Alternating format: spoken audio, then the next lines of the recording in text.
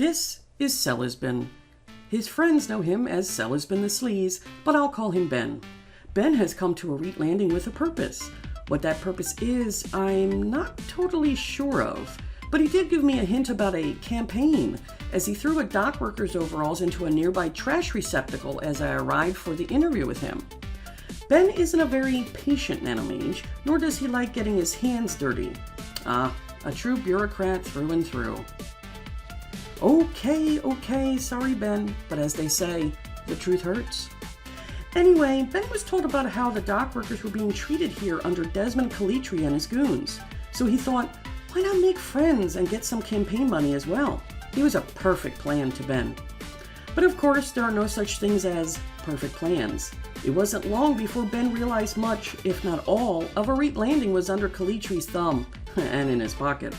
Though he did find the man behind a protesting movement, Ben soon came to realize Cedric Harding has no chance to succeed.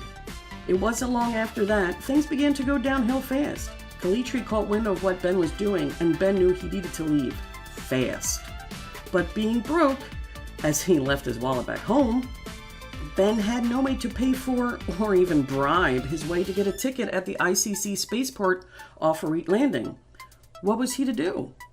Salvation came when he overheard a group of ICC guards at Lorelei's bar talking about some woman who was wailing because she dropped her credit card down a vent slant while shopping in the market.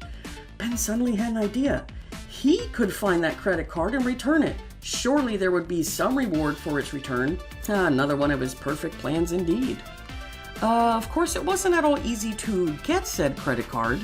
Ben soon came to realize that he never found out where in the market the woman lost the darn thing. So there he was, traipsing through trash and waste up to his knees in the sewers under Arete Landing. Even his personal robot Jeeves refused to help him as he didn't want sludge and muck in his servos and joints. And the garbage fleas constantly harassing Ben didn't help either.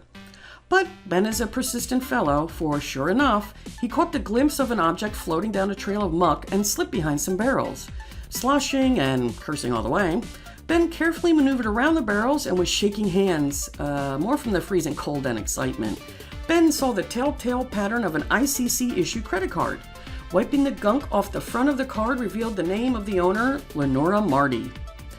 Making one heck of a ruckus as he sloshed and splashed back out of the sewer and towards the ramp back on dry land, Ben suddenly paused.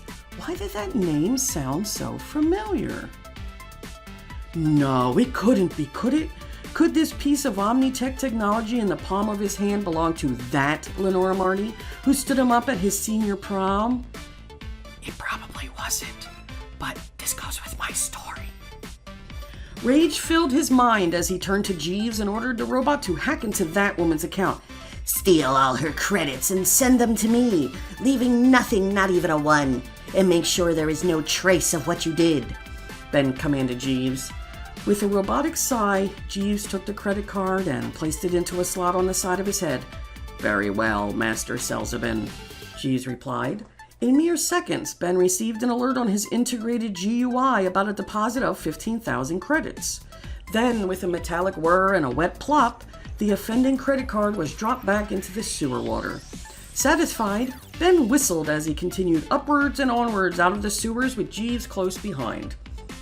The two of them made their way to the ICC shuttleport, though a shower would have been a good idea first, and Ben greeted the ICC guard on duty. It was easy for Ben to slip the credit stick he suddenly had ready to palm to the man behind the helmet at the gate. Ben had much experience with such shady dealings, so making it look like a handshake and a friendly exchange for a campaign supporter was child's play. A few minutes later, Ben and Jeeves were across the threshold into the spaceport, freshened up and riding first class to their new destination of Andromeda.